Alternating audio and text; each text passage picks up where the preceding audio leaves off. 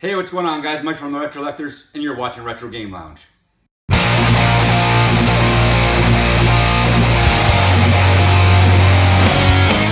What is up, everybody, and welcome back to the craziest haul show on the internet. So crazy it will drive you psycho. That's why I brought this guy. System Syko is back on the haul. What's going on, people? The resident expert at retro psychopathy Damn right. is here, and he is a proud member of the Cartridge Cartel. Because look at him. He looks like your local Coke dealer. I'm ready. So dude. it's kind of a thing. Let's get it going. This is just one of those days where I'm really glad I'm white, because it's like, look at me. Like, if I weren't, I would be completely camouflaged with the couch. I need to put something back there, dude, like a blanket or something like that, because it's like, too many shirts are black, like maybe a Mario blanket or something like that, just to kind of offset the black. Yeah. Because I wear a lot of black shirts and stuff, and it looks like I'm trying to fucking hide myself in my own porn couch, which is just plain weird. It's just a bunch of muscles in the head. It's like, 240 pounds of twisted steel and sex appeal. Woo! So we have got a lot. So we mentioned Cartridge Cartel. Okay. Old Jimbo went a little freaking batshit this month on NES carts. Just went after a lot of different stuff. For a variety of reasons. Just some games that I've been putting off getting, some semi-rare ones, some legitimately rare ones, some, kind of second print type of stuff, just all kinds of weird directions here. So I have got more NES games in this haul than I have ever had on any episode of this show. It's not even close. I don't even know how many I had. We didn't count, but it's way north of 20. So Miguel has some carts, not quite as many as me, but he has a lot less crap. Meaning, like, his stuff is better than mine. Like, I have some crud. We'll see. He has some kind of nicer things. So, we're going to pass the ball back and forth just like we always do. Like, a little bit of my stuff, a little bit of his stuff, and just see what happens, man. We got some Turbo Time stuff, we got some accessories, we got a little bit of everything on the show. So, thanks for watching this far. Just appreciate that. Hi! So, I only have one complete in box cart this time. Miguel has many. So, I figured we'd start off with mine since most of my stuff is loose, and this is kind of a weird one, but McKids. Did you say MC Kids or McKids? I say MC Kids because there's a dot in the middle. But shouldn't there be a dot on the C too? I don't fucking know. It's like if it's MC Hammer, like wouldn't it be like M.C. Hammer? Because isn't that how he did it? That's why it's not McHammer. It's MC Hammer. I mean, because it's called McDonald's, I thought it would be called McKids. Yeah, that makes sense to me. I can see why somebody would call it MC Kids, because McKids sounds kind of stupid, but I mean, dude, it's a McNugget, not an MC Nugget. Yeah. So maybe it's a McKid. So yeah, this is my only complete in box copy this month. Red Banner, for those of you not in the know, that's a late release, meaning post the launch of Super Nintendo, because they wanted to differentiate the NES releases from the Super NES releases. So, like, the SNES had more, like, kind of a red flavor to the box and stuff. They're like, yeah, let's rebrand it as the Red Banner Nintendo. So, yeah, that's more or less the difference, is it's a very late release NES product. So, let's take a look inside. I'm pretty sure this is complete. It's supposed to be. What's it smell like, dude? Fries from the 90s. I think. Alright, so that's a pretty snazzy condition cartridge, actually, man. That's a nice glossy label and everything. That's in pretty good shape. Got the manual. Should have the manual. Yeah, we got the manual. Wow, this is actually in really good shape. It's not all freaking screwed up. Even has the styrofoam in it. Yeah, sweet, man. So, McKids, the McDonald's game, like basically the video game version of Mac and Me. I'm sure that this game is as good as that horrible movie. Actually, this game isn't that bad, to be honest with you. I mean, it's like a platformer, but... Really? It's not too bad. I mean, I've played worse. You're going to be the defender of McKids? There's actually a McDonald's game for the Genesis that's not pretty bad. It's pretty good. What's it called? Probably like Ronald McDonald's Treasure something, I think. Oh, I think I've heard of the Treasure Hunt. Yeah, I think I've heard of that. It's actually not bad. It's pretty good. I mean, it's Ronald McDonald, but... So, alright, there is one kind of caution label that I've got to read off the back here that makes me think it might not be that great. Okay, so it says parents. Okay, anytime there's a parents thing, it's like, oh god. This game has been developed in consultation with developmental psychologist Frank Manis, PhD. MC Kids, seeing that, there it has the dog. So, MC Kids is a delightful, fun, interactive way to introduce kids to creative problem solving while providing hours of challenging fun. Which means it's like Nerf down for kids. Oh, okay. Gotcha. So, I mean, it won't be broken at least. Like, it'll be very beatable because it's like they made it for like 4-year-olds. Yeah. So, there's that, you know, when you think about it, but it's... Just like snitches. It honestly smells like 90s fries, kind of. Like, just a little bit. It has like a faint McDonald's smell. I don't know why. Interesting. I'm not stupid. I know that they didn't make this in the back of a fucking McDonald's. I get it. Dude, if you could buy this at a McDonald's during the height of the NES... It's kind of like when Burger King came out with those 360 games. Yes.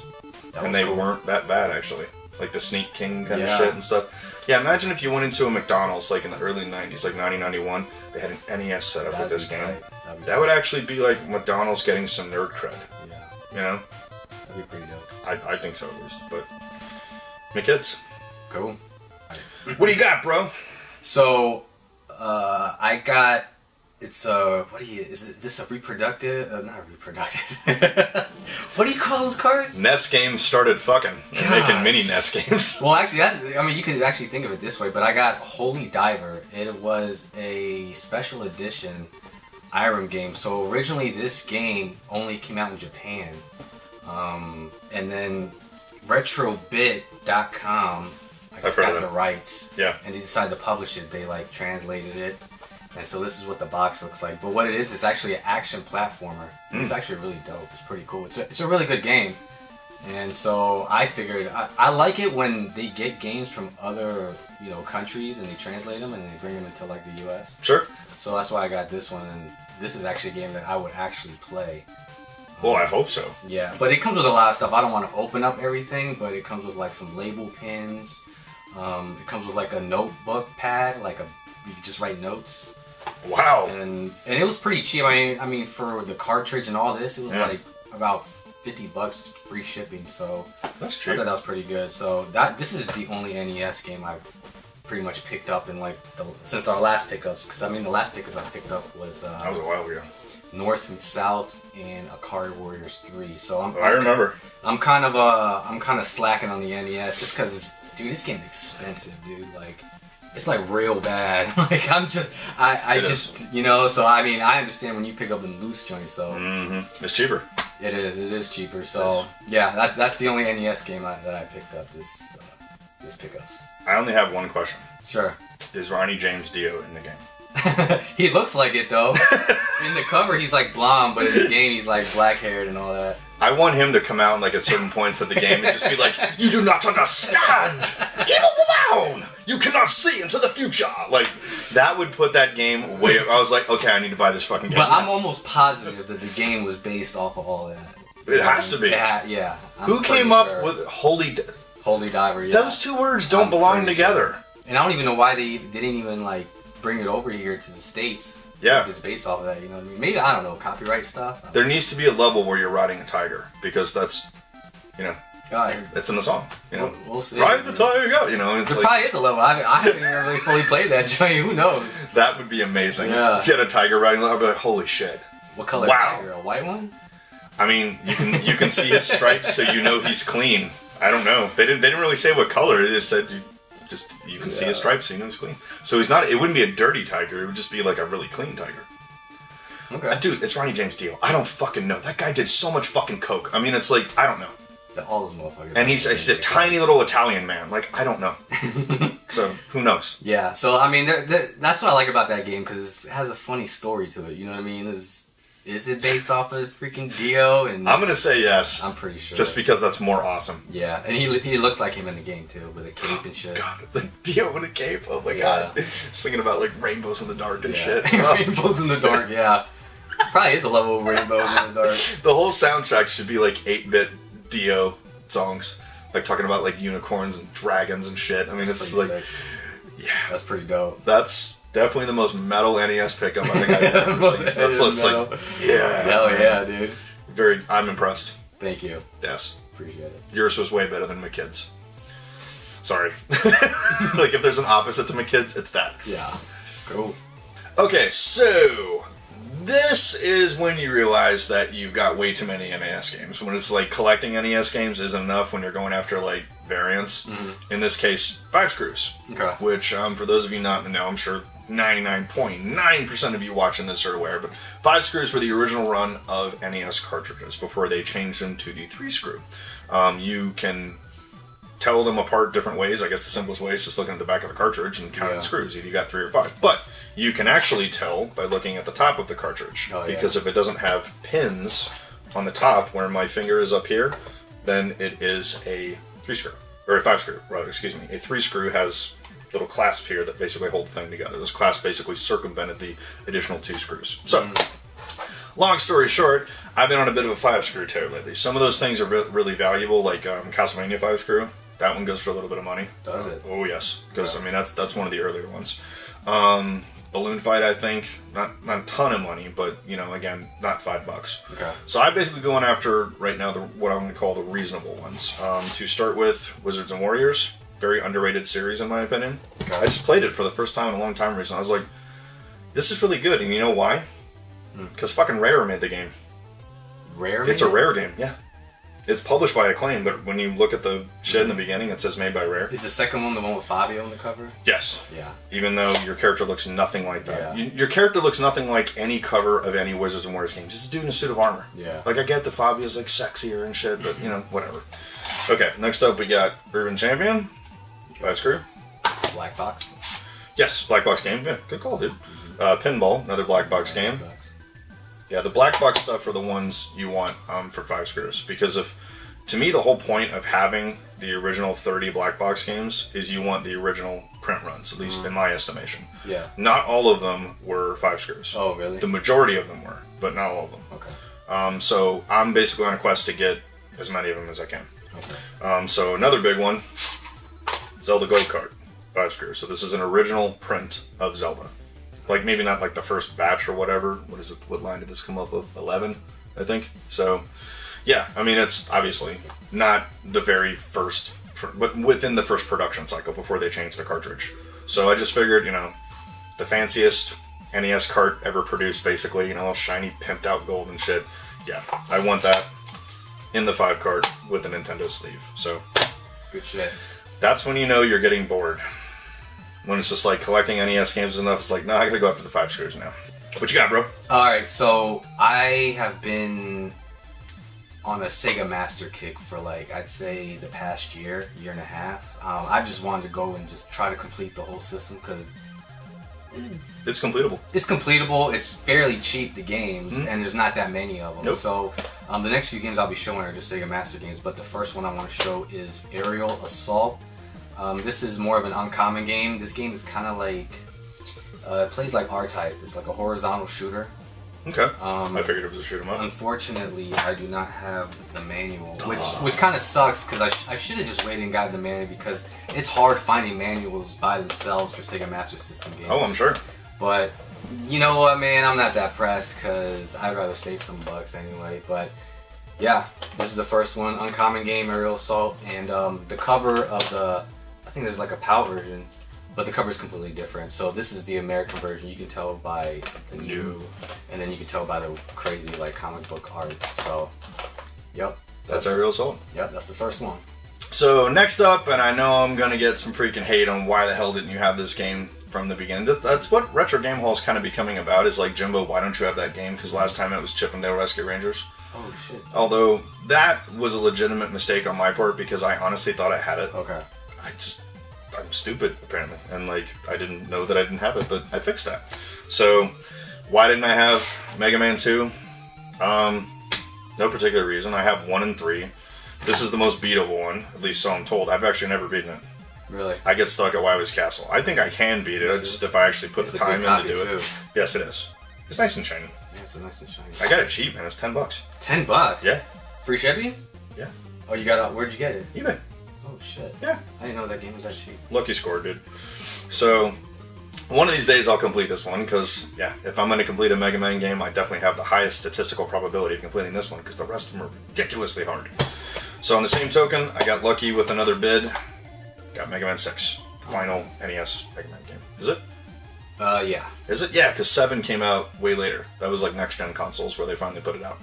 So 6 was the final bow for the good old Blue Bomber on the beloved NES console. So how much was that one, if you don't mind me asking? $20. Okay. That's a reasonable deal, I think. Like, the later ones get a little more expensive. Well, I know 5 is probably the most expensive. Yes. 1 and 2, no one gives a shit about. Like, those are cheap. Okay. Everything after that, the price just goes up. I could have swore 1 was a little expensive. But... Wasn't when I got it. Okay. So, it's... Yeah, like, 2 is... 2 is the cheapest, I think. You would think that would be the most expensive because that's the one everyone wants because it's beatable. Yeah. You know, like, a lot of people like 2 more than 1. So... I don't know why, but like that one, that's one of the ones where it's like demand actually doesn't usurp number of copies. There's probably just more copies of it. There must be, because 2 sold like gangbusters. It was probably the best selling Mega Man game, if I had to guess. But it's not like, the point I was making is like, it's not like Contra or Castlevania where there's like 8 bajillion copies out there, but the price is still stupid because everyone wants it. So just one of those things. So 2 additions to the Mega Man collection. Now I just need 4 and 5, and I have the rest. So. Good shit. Almost there, bro. Cool. Okay, so the next Sega Master System game is RC Grand Prix. This is again, this is a game that, you know, I'm not really into racing Grand Prix games, but you know, this had to be checked off the list. And this one actually took a while to find. If you go online, you won't find too many of them. And what you will find is, I think it's like the European version, which is a completely different cover. I think it has actually like real live like little cars. This, you can tell it's the American version because it's like really shitty art. And again, I don't think I have a manual for this one, man. No, I don't. But the label's actually white, which is pretty cool. Oh, that's weird. But it was hard finding one with the manual, dude. And then this game probably goes for like between $30 to $50. So wow. Yeah, this is one of the more uncommon ones. Like, so hard one to find, but had to, you know, check it off the list. So I totally understand. Finally got it. Cool. So, little known fact for you, mi amigo. Yeah. A lot of games that came out on the NES were actually just ports of things like the Commodore 64, the Apple, IBM PC compatible and stuff, and they kind of just nerfed them down to work on the little humble NES. So, we got a lot of games on the NES that, in my opinion, didn't really lend itself well to the fucking D-pad and B&A. Maybe having a keyboard or maybe even a mouse would have made a lot of difference. So sometimes it worked, like Maniac Mansion. They made it work with that. That was originally a PC game. Other times it didn't work so well. These are 2 of those games. That's basically where I was going with this. So we've got Wizardry. Which one is this? Just Wizardry Master Series? Yeah. I guess. That's the first one, I think. Proving Grounds of the Mad Overlord. And then we have Advanced Dungeons & Dragons Heroes of the Lance. So this one is really weird because this is almost like old school text-based shit. Oh, really? Where it's the majority of his text. It does have a little bit where you're going through a maze, but dude, even by NES standards, it's very rudimentary. I don't think they had to nerf this one down. Okay. So that's it. I don't know. Maybe we'll play it and get drunk one time and just see what happens. It might actually be pretty funny if you're fucked up. But the other one, Dungeons & Dragons Heroes of the Lance, a little bit more graphically based. Like, you know, you're going into dungeons and caves and stuff like that and fighting monsters. Not really fantastic play control, so it leaves a lot to the imagination. Funny story about this. You actually know what that game is? Yeah, okay, so I got this game years ago when I was like in junior high. My friend gave it to me. Why did he do that? I'm about to tell you. So was he still your friend? Yeah, he just gave me a whole bunch of games for free. But oh, well, that now I understand. I haven't told you this, but in my opinion, out of all the NES games I played, this is the shittiest NES game I've ever played. I can't stand this game. I fucking hate it. Like, it's real bad. Have you played this? I'm not sure I want to now. Dog, it's real bad. Thanks. But yeah, no, it's exactly the point where you said, like, it's made for PC, so if you're playing this with, like, an NES controller, it's real bad. It's stiff. It's just real bad, dude, so... Oh, well... we can forget about that. I don't want it anymore. But I know it's part of the collection, Yeah, but... it's part of the collection. But, dude, yeah. I like games that are, like, so bad that they're actually kind of funny. Really? I mean, it's honestly, it's kind of fun to play those. I mean, dude, I'm one of the hosts of Dirt Flicks. We watch bad movies on purpose. So it's like, yeah, that kind of applies to games, too, where it's like, yeah, the game kind of sucks, but whatever. You know, it's like, who cares? Let's open some beers and let's see how fucking terrible this piece of shit is. All right.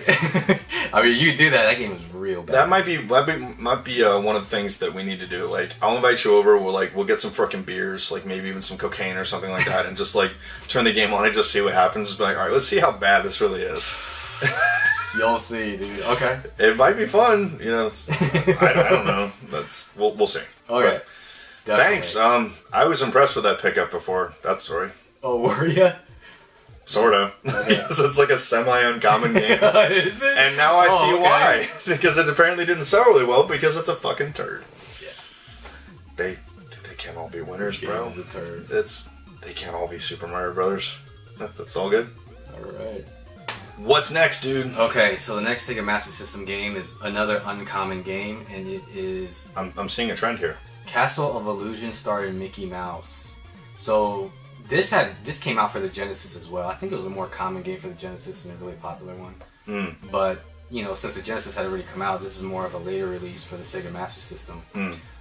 Again, this is the American version. If you go online, you'll see one. It has a similar cover, but the American version has the Mew on the corner. And I forgot what else. I think even this is a little different too. This little like logo, Sega Master System logo. Nice. But I do have it complete. Very nice. And this game goes for about, I'd say $50. But again, you know, I was going down the wire, had to buy it, and I just bit the bullet. Finally got it. So there you go. You're like the me of Sega Master System. You know, like me and my Turbo Vision Quest. That's your thing. Yeah. So finally copped it in the collection. Has a good home now. Solid gold Disney turd. Hell yeah. So next up, I got a dynamic duo of NES cards. I'll take these out so you can see them. We got Temple of Doom, Indiana Jones, and Last Crusade. This one definitely more uncommon than this one. Okay. This one's a little bit tougher to get. Much later release for the NES. I don't know if it was a red banner or not. Probably. I think. Probably. Maybe a red banner release. Maybe. But it might just not be on the cartridge. Okay. So... yeah, this one a lot easier to get. This one's Mindscape. This one's Tato. Okay. You know, the Tato game is probably better because Tato's better than Mindscape. And how many Indiana Jones games are for the NES? Is it just 3? As far as I know, there's 3. There's these 2, and there's Young Indiana Jones, which is the rarest of the 3. Oh, do you have that one? No, I don't. You don't have Not yet. Okay. But there is a really good Indiana Jones game that isn't in those 3. The Super Nintendo one, Indiana Jones Adventures. Oh, yeah. That's made by LucasArts. Oh, is it? So it's like on the Super Star Wars platform. So it's like that covers all 3 movies. That's actually is it? Yeah, that's a really good game. Like, I mean, because it's LucasArts, they really didn't make a shitty game, dude. They really make really good games. That's a pretty good one. But what's your favorite Indiana Jones movie? If you had to pick one. So, honestly, out of the original, we're not counting the 4th one because that's a fucking piece of shit. Out of the original trilogy, what's your favorite? I mean, mine is Temple of Doom because that's the one I grew up with the most. I agree.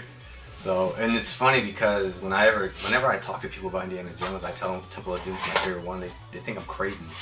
Why? So I think they say because it's like so different from the other ones. Like that's why I like it. Yeah. Like that's the reason I like it. Like it's the most fucked up of any of the Indiana Jones movies. I feel like it has the most memorable scenes. Like when they're eating that dinner. And yes. Like the monkey brains. Yes, the dinner scene throws a lot of people off. Oh, and like that's one of the movies that is actually responsible for creating the PG-13 rating. Is it really? That and Gremlins are basically what.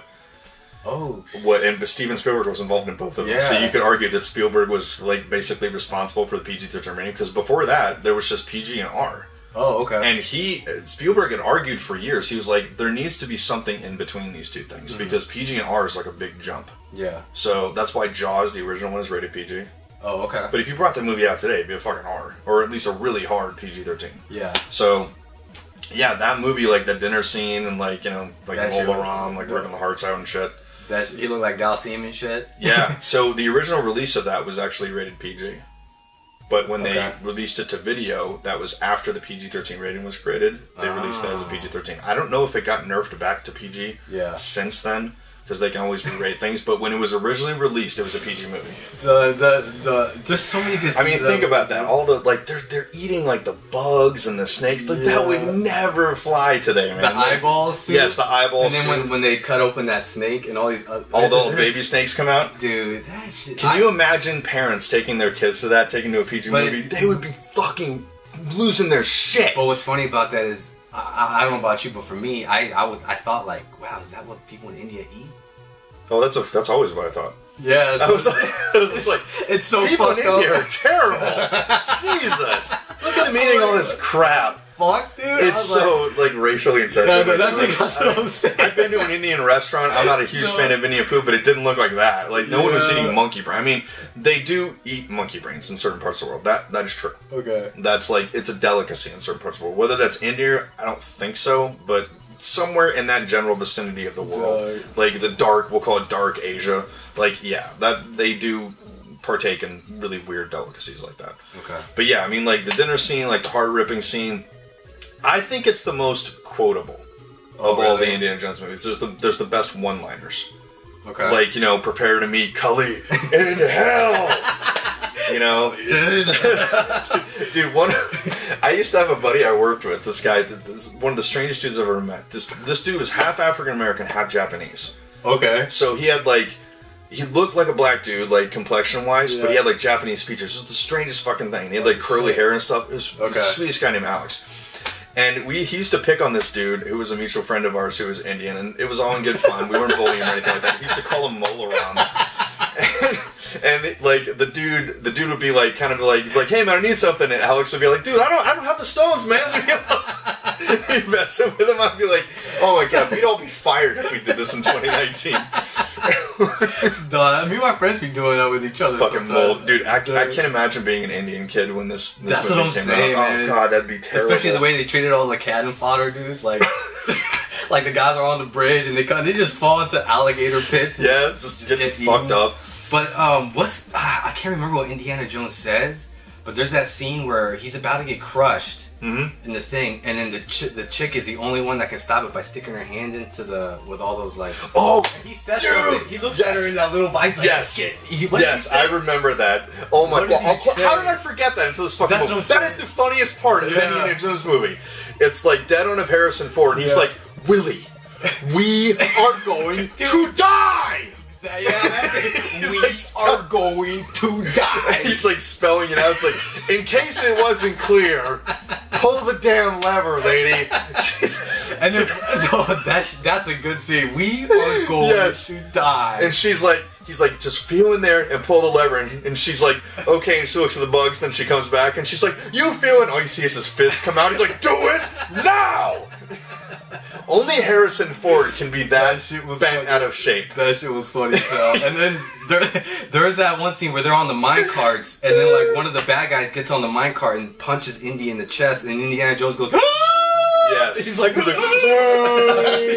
that. He got his ass. And then Willie knocks him out. She's like, and like throws the right cross and lays the dude out. The guy's like, ah!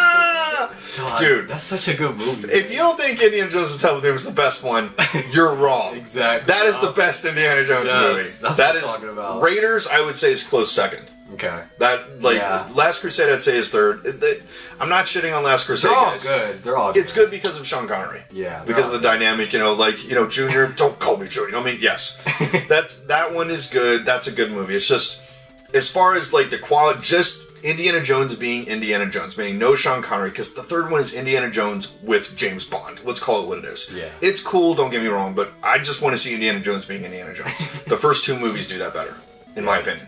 And again, as we discussed earlier, like the second movie is a prequel. Mm-hmm. Like a lot of people miss that, but if you look at the at the beginning of everyone, it says the time. It's a year before Raiders, or 2 years before actually. Yeah, Raiders is 36. This is 34. So dude, prequels. That wasn't even a thing back then. That is true. Like, seriously. Now it's like, oh, we're coming out with a prequel. Like, and they didn't even say, like, hey, we're going to make a prequel this time. This is like, no, we're just making an Indiana Jones movie. Yeah. It's like, it's in India and shit's fucked up. Yeah, people eat snakes and bugs and eyeballs too. It's one of my favorite 80s movies of all time. I think it's one of my favorite movies of all time. It's just one of those movies where every time you watch it, it's still as good. It's really good. It still holds up. No CG bullshit, all practical effects. Mm-hmm. like Steven Spielberg being Steven Spielberg, like when he and George Lucas could just do no wrong, when everything they touched was fucking gold. He ended up marrying that chick too. Yes, they are still married. He's married to Willie, Kate Capshaw. Yeah, Kate Capshaw. Yeah, they have kids together. Yeah. So yeah, that's. He got the last laugh. He got the girl. That's another significant part of that movie too. It is. Wow, that was a great story. We are going to die. So, I'm going to take a long shot here and say it's probably Sega Master System. Yeah. Just a guess. How did you know, dude? I don't know. Yeah, it is. It's another Sega Master System game. So, again, another super uncommon game. This was actually one of the last ones for me to get. Like, okay. And the reason why is because I could barely find one for a good price. Like, if you go on eBay, you would only find like maybe 2 copies, and the rest would all be like European releases with a different cover. What's a good price for this in your estimation? You could probably get it for like $40 or $50, but there's dudes that wanted like 100 or like 70. I'm like, it's too much, man. What would you say the loose card goes for? Oh, I don't know. $20? That's the thing though, That's like with Sega Master System games, like I don't really see too many loose cards. Like, really? Yeah, I usually don't. And I don't know how much it would go for loose, man, but I got it complete with the manual because this game is just super hard to find. But again, it's the American release because you can tell it has new, and it has just a different cover to it. So, and I mean, it's not really a game I'm like, dying to play. It kind of looks like Top Gear for Super NES. But again, I have it in this protective case because it is one of the hard games to find. So, I have a story about that one. Go ahead. I used to own the arcade cabinet. Oh, for real? Super Mario Kart GP? Yes, I actually sold it to a fellow arcade collector friend who was just starting out. It was is basically the last, we'll call it pixel art Sega racing game, because after this, it was Virtua Racer. Is it the same thing? Is it the same? Yeah, I mean, it's like, it's nerfed down for the Master System, but yeah, I mean, obviously, yes. But yeah, like the arcade cabinet itself was really ornate. It had this big, like, kind of plastic shroud on the front that kind of looked like the front of an Indy car. Okay. And stuff like that. It was like all Sega cabinets, like you look at, like, Afterburner and shit like that. They were always very artsy-fartsy, like always very ornate. They're like Nintendo, like they always had to put like a lot of artsy-fartsy shit on their stuff. But yeah, I sold it to a fellow arcade collector because I didn't have any emotional attachment to it. I've already got a racing game and he loved it. Cool. So he was like, dude, I gotta have this. Everything Sega's overbuilt. So I was like, dude, take it. I just got the monitor. Oh, for real? Okay, so we got a couple of Nintendo pickups. We'll start out with this one. Grey Card Zelda. I already have the Adventures of Link Grey Card, and it needed a friend. The second edition Zelda. This one's the red label too, right? Yes. Good call, actually. Yes, on the box, yeah, this was a red label. So this was basically one of the reissued original games. Like they re-put out Metroid in the yellow box. They put out the Grey Card versions of this and its sequel, etc., etc. Like they just kind of reissued like the greatest hits of Nintendo. So again, I had the Adventures of Link one forever, and it just took me a while to find a really good price on the original one, just because I want to have both versions of the game, rather, both copies of it. And then we've got one of, as far as I know, 4 not made by Nintendo Mario games. Mario is missing. Made by, what does it say? The Software Toolworks. They made this, and they made Mario's Time Machine. Both were released for Super Nintendo as well, so these were red label games too. It's like Oregon Trail. I know it doesn't. It does rather. Yeah, that's it took me a minute. But this is a little uncommon, right? I would say it's a semi-uncommon NES game. I wouldn't go as far as rare. I don't have that one. I'll tell you what's honestly weird about it. Okay, so this came out post Super Mario World because Super Nintendo was out. So it's really weird. You basically have the Super Mario World art style as far as Mario is concerned, but it's on an NES game. Yeah, I know. So it's kind of weird. Like, his hat moves when he jumps and stuff like that. So like all the little most little tweaks that they improved on in Super Mario World, but you have it in an 8-bit game. It's really kind of weird. Like I noticed that when I was playing, I was like, this is strange. Yeah. It's like Super Mario World with like just nerfed way down, for NES, but because they have it for Super Nintendo too. They do, yeah. So this is one of those like dual release things where they were releasing for both systems, like Genesis and Master System. They did that for the same thing, where they were just kind of in between A and B in that kind of transitional period where they kind of had to appease both people. Yeah. So, Mr. Mario game. Okay. Sweet. It's good pickup. It's weird. So, we actually have a somewhat stereo pickup here, sort of. Okay. They have 2 things in common. Number 1, they're both 8-bit games. And number 2, they both center around Spider-Man. that's where it stops. So I'll let you go first. What do you got? Okay, cool. So of course it's another Sega Master System game, Of course. and that is Spider-Man for the Sega Master System. So Just Spider-Man. yeah, Action. this came out on the Genesis as well, but this is one of the 4 Sega Master System games that have a sticker in the UPC sticker. So Okay. the Spider-Man one's a little different than the rest of the stickers because it has like a lot of text and stuff Spider-Man. So you know this is the American version. Okay. Again, this is one of those uncommon games, so I'd say this probably goes between like $70 to $100. And Ouch. yeah, I think I bought it complete. So again, this is one of the later ones. Of course, I waited to get all the expensive ones later because I didn't want to pay the price, but yeah. Don't we all? Yep, so there you go. Now you know. UPC sticker, authentic. Yeah. Mine's not near that nice. And it's certainly not in the box. So that's okay though. Semi-uncommon NES game, Spider-Man and the Return of the Sinister Six. I've never played it, Oh yeah. but it's an LJN game, so I have it. probably not great. A guy when I was in middle school, he gave it to me. He actually gave me this game, and he gave me G.I. Joe Atlantis. Was it? That's a good game. Yeah. So he gave me both those games. What kind of friends did you have? No. The thing is, okay, this is back in like the late mid '90s, right?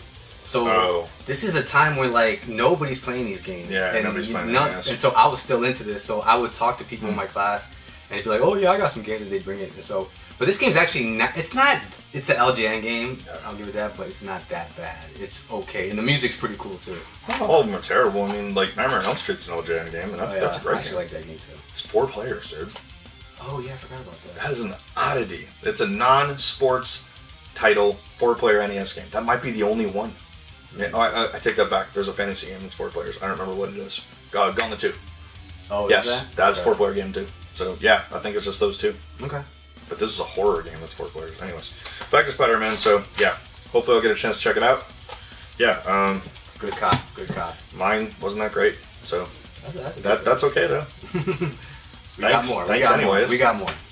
All right, so the last Sega Master System. Oh, thank God. No, I'm kidding. The last one I got. I know, dude. Kidding. It's actually Power Strike. This one looks a little different. You can see there's no color. Yeah, I was about to ask that. Why is there no color? So this was only a mail order game. So you had to, order through the mail. This didn't come out in stores. Oh. And I actually got a pretty good copy. So this game now, I'd say it goes for like maybe $100 or something like that. Ooh. But this one took me a while to get because I'd always find it with like no manuals, all beat up, and people wanted too much. But yeah, I like this one just because, like I said, it's a mail order and it has a pretty cool story to it. So honestly, I haven't even played it, to tell you the truth. I haven't had time. But yes, Power Strike. So since this is my last Sega Master System game, I actually just need 2 more games to complete the set. Wow. And it is the 2 most expensive games. Of course. Buster Douglas Boxing. Yeah. I knew that And was then coming. Sonic the Hedgehog. But the thing about Sonic the Hedgehog is, I mean, I could go either 2 ways with it. I could just get the European version, which is like $30-$50, or I could try to get the American version, which is the exact same thing as the European one, but it has a sticker. But that one goes for like between $700 to $1,000. And it's among Sega Master System collectors, it's debatable whether that really constitutes as like actually having a full set, because basically you're just paying that much money for a sticker. Really? Yeah. So what they did was the American version of Sonic the Hedgehog. All it really is a European version, and all they did was just slap a sticker on it. And that's how you know that it's the American version. But if you look at the manual, it has like French on it. So I don't know. I have to really think hard whether I want to get that or not. But If you really want it. yeah, but I just got 2 more games. That's it. Well, And I'll be congrats, done. man. You're almost there. Yep. Cool. Thanks. Okay, so as we mentioned earlier, there was a lot of really weird periods between 8-bit and 16-bit, and kind of the transitional periods when both Sega and Nintendo respectively were kind of doing dual releases, meaning they'd release a game usually based on a movie or something like that. It had to be like a big tentpole release that they would release for their modern console and their previous console. Obviously, it wasn't going to be the same game because of technical limitations, but they just kind of did the best with what they could. So These are two of those games right here. We'll talk about this one first, Dracula, which I actually got the manual with it, which is really cool. This is definitely a uncommon NES game. This is a red label one. Very different from the Super Nintendo version. Like, not like night and day different, but they definitely kind of, not in two different directions, but it's definitely like, the Super Nintendo one is like, you're like a dude just walking around, or just like, almost like a hack and slash, I guess, kind of thing. This, kind of like that, just, I don't know, maybe they were going for the same thing and just didn't really succeed. I don't know, it's just very different looking. And the second one I got definitely falls in the footsteps of its Super Nintendo counterpart, that'd be Batman Returns. Konami game. So definitely on the up and up as far as I'm concerned. But the Super Nintendo version is actually a really good beat 'em up. Yeah. Really good moves, like smashing dudes into walls and shit like that. This, it's the same general thing, like it's an NES beat 'em up, so obviously you're not going to have the, you know, the capabilities of 16-bit where you can do like advanced moves and stuff like that. But it's not exactly like the NES Batman game, where that's kind of more linear and stuff like that. This, you can actually move on the stage. So it's like 2.5D or whatever you want to call it, and it's you can tell that it's definitely the 8-bit version of the Super NES counterpart. Like it's more or less what they were going for, just working with the limitations of the NES. So two more, we'll call them red label, late release NES games to add to the collection. So, following on that same logic, we have Paperboy 2 for the NES, which again was also released for the Super Nintendo. Much like Batman Returns, again, it's basically the same game as the Super Nintendo game, just kind of nerfed down for the 8-bit system. But this comes a lot closer to the SNES game than the Batman game does. It's actually really close. It almost looks like, instead of taking that game and nerfing it down for this, they upgraded this game for the Super Nintendo. Okay. And just like, you know, plugged it into the new system and just made it look a little bit shinier, but it's basically the same game. This one plays a lot closer to the original Paperboy. It does have a few minor differences, like you can turn at angles and stuff and like kind of go around blocks, where it's not just a straight line anymore, but it's still basically Paperboy. You know, if you like the first one, you'll probably like this one. It's definitely a lot harder though. Oh, okay. So get ready for a challenge. Cool. So I like getting variant labels, and this is actually a really good example of one. So the original version, the Untouchables, had a cover that looked basically like the movie poster. And for reasons unknown, I think maybe because they put out a television show that I think was on DCA or UPN or something like that at that point. They put out a TV version of the Untouchables, which coincided with the Super Nintendo game, which the Super Nintendo game, unfortunately, is a totally different game from this. This is basically the exact same game as the movie label copy. It's just, it's a slightly different ROM where I think the intro screen is different. But other than that, the game is the exact same. Like, it plays the exact same. It's just the screen you get where you're pushing like start or select or whatever. That's really, that and label are the only differences. Do you have the other variant? No, but I need to get it. Okay. Because I got this one. Which one's rare? This is by far rare. Okay. So this is definitely the harder one to get. Cool. Next, we got Stanley and the Search for Dr. Livingston, kind of like an obscure point and click, I guess you could say. Point and click? Sorta, yeah. Like it's kind of like Maniac Mansion, like that style of point and click, where it generally translates well to the NES, where it's just you're standing and you're looking for Dr. Livingston, just talking to all these people and picking up items and all this other weird shit. And haven't played it too much, but it looked like a decent kind of late release. I don't know, maybe it won't suck. Next, we got The Secret Scroll Flying Dragon, a side-scrolling kind of one-hit punch, kung fu-ish beat 'em up. It's not that great, but semi-uncommon NES game from Culture Brain. What a weird name for a game company. That's kind of weird. And it's another game that has two different covers. I think the cartridge has the same cover, but there's two different boxes. Yeah? I'm almost positive, because the box, the one that I have, looks more like a painting. He looks like he's doing like a hurricane kick, and he looks all serious. And it looks real. And then there's another box that has this cover. That's weird. Yeah. It's like a different box, but the labels are the same? I think so, yeah. That's weird. I think so. I'm gonna have to get the other one now. Yeah. Complete them up. I mean, I have to, but I'm almost positive, yeah. Cool. Thanks for that footnote. No problem, dude. Last but certainly not least, definitely the rarest one in this episode, we have Times of Lore from Toho Company, the guys who own Godzilla. So this was just one of those things where I put in a bid on something and didn't expect anything, and for some reason it came together. I got it for $25. And this is like a $50 loose game all day, like 200 complete. So this is definitely what I would say is a rare NES game. This goes beyond uncommon. Miguel had never even heard of it. He's like, what the hell's Times of Lore? So, the dude kind of looks like Conan when you look at him, man. He's got like Conan with an axe.